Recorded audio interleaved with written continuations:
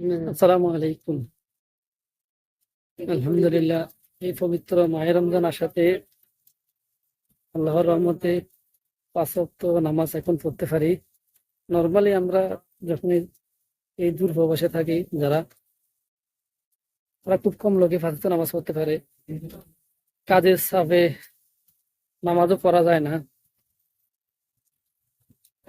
আপনার নামাজ পড়তে হবে, খানা খেতে হবে, 20 মিনিট সময় দেয়। কিছু কিছু কোম্পানি আছে, তো 20 মিনিটে কি খানা খাবো নাকি নামাজ পড়বো?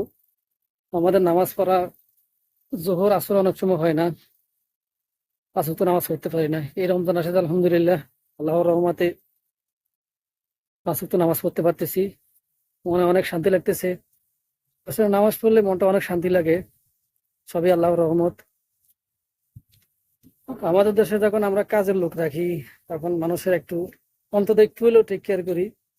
আর এখানে কাজের লোকের কোনো মূল্য নেই। খাইছে কি না খাইছে কেউ দেখে না, তাকে নামাজ পড়তে সময় দিবে।